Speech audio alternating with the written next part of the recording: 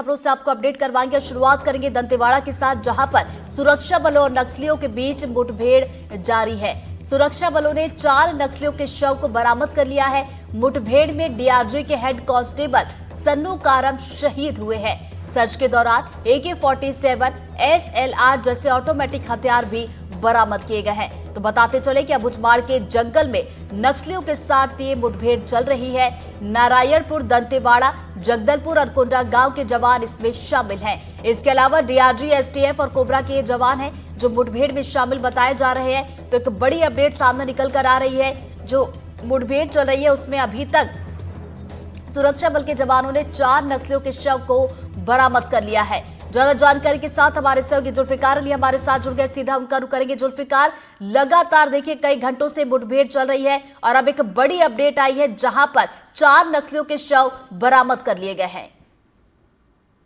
बिल्कुल ऋतु, लगातार बस्तर के अंदरूनी इलाकों में ऑपरेशन चल रहे हैं और हमने बीते दिनों से देखा कि किस तरीके से सुरक्षा बल अंदरूनी इलाकों में पहुंच रहे हैं और लगातार कैंप की स्थापना हो रही है। और जो अपडेट सामने आया है वो यही है कि अबुझमाड़ इलाके में एक ऑपरेशन को अंजाम दिया गया जिसमें 4 माओवादी मारे गए हैं। उसके साथ ही हमारे एक जवान भी शहीद हुआ है।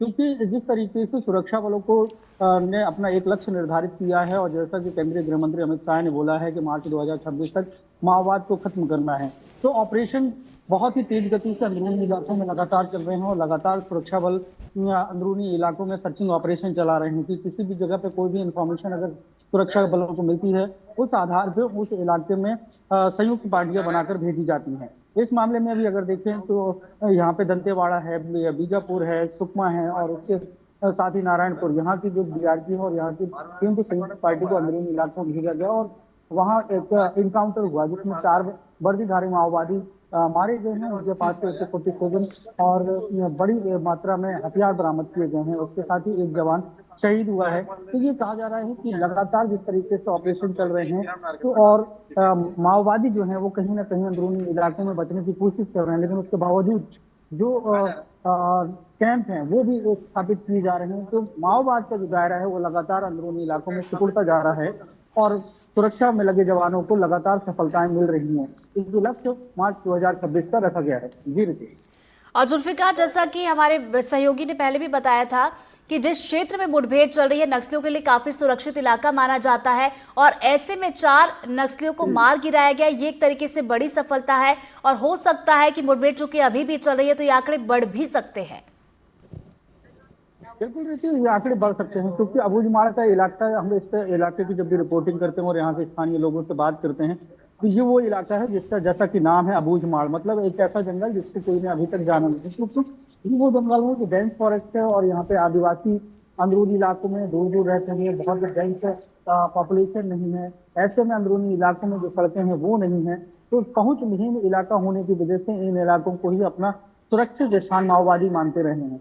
लेकिन अगर देखें तो इन इलाकों में लगातार जो कैंप की स्थापना हुई और सड़कों के निर्माण हुए तो सुरक्षा बलों को उन अंदरूनी इलाकों में पहुंचना आसान हुआ। अब जिस तरीके से सुरक्षा बलों के जो ऑपरेशन है वो तेज किए गए हैं और अब बिल्कुल हमने जुल्फिकार देखा ऑपरेशन तेज किए गए। हाल फिलहाल में देखिए जैसा कि आपने बताया 4 शव जो है यहाँ पर बरामद किए गए, साथ ही साथ एक जवान के शहीद होने की भी जानकारी है। बिल्कुल 4 माओवादियों के वर्दीधारी जो माओवादी हैं उनके शव बरामद किए गए हैं। अभी उनकी शिनाख्त की जा रही है वो किस कैडर के माओवादी हैं, क्योंकि अगर देखा जाए तो अब तक 230 से ज्यादा माओवादी मारे जा चुके हैं। 2024 की जो ऑपरेशन शुरू हुआ था, हालांकि 25 शुरू हो गया और 25 की 5 तारीख हो गई है और अब अगर देखा जाए तो मुश्किल से 15 महीने का जो लक्ष्य रखा गया है वो बचा है। ऐसे में इन तमाम जो इलाके हैं जिससे सुरक्षित गढ़ कहा जाता था माओवादियों के लिए, उन इलाकों में अंदरूनी इलाकों में लगातार सुरक्षा बल पहुंच रहे हैं, ऑपरेशन चल रहे हैं। सर्चिंग के लिए जो जवान निकलते हैं वो गांव में पहुंचकर पूरी इंफॉर्मेशन वहां पे कलेक्ट करते हैं और अब जो भी ऑपरेशन होते हैं वो पूरे पिन पॉइंटेड ऑपरेशन होते हैं। पूरी जो सूचनाएं होती हैं वो पुख्ता सूचनाएं होती हैं। यही वजह है कि सुरक्षा बलों को एक बड़ी कामयाबी लगातार मिल रही है। और इस अगर ऑपरेशन की बात करें तो हालांकि इसमें एक नुकसान हुआ और एक हमारे जो जवान है वो शहीद हुए, लेकिन 4 माओवादियों के शव बरामद किए गए। बड़ी मात्रा में वहां के हथियार भी जब्त किए गए हैं। तो चलिए, मुठभेड़ अभी भी जारी है, आगे और भी अपडेट इसमें आती रहेगी। नजरें आप बनाए रखिएगा। जुल्फिकार आगे अपडेट लेंगे। फिलहाल बहुत बहुत शुक्रिया आपका जानकारी के लिए। बढ़ते आगे, सिंगरौली से बड़ी खबर, जहां पर सेप्टिक टैंक में 4 शव मिलने से हड़कंप मच गया। मकान के पीछे बने सेप्टिक टैंक में चारों के शव मिले हैं। चारों युवकों की हत्या की आशंका जताई जा रही है।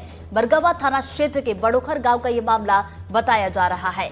तो बड़ी खबर आपको बता रहे हैं, सिंगरौली से सेप्टिक टैंक में 4 शव मिले हैं और मकान के पीछे जो सेप्टिक टैंक बना हुआ था, यहाँ पर 4 शव पुलिस ने बरामद किए हैं और चारों के ही हत्या की आशंका प्रारंभिक जांच में जताई जा रही है। और बरगवा थाना क्षेत्र के बड़ोखर गांव का ये मामला बताया जा रहा है। तो एक दिल दहला देने वाली घटना आई है सिंगरौली से। यहाँ पर एक मकान में जो सेप्टिक टैंक बना हुआ था, 4 लोगों के शव यहाँ से बरामद किए गए हैं। सुरेश प्रजापति का है। तो इस निवास के पीछे इनके जो परिजन रहते हैं पास में ही, ये इनकी गाड़ी इत्यादि खड़ी थी और ये 2 तारीख को आए हुए लोग बच्चे थे यहाँ पे। और इनकी कोई गतिविधि न दिखने पे इनके जो रिश्तेदार हैं उनको शंका होने पे वो यहाँ आए थे और उस पर पुलिस ने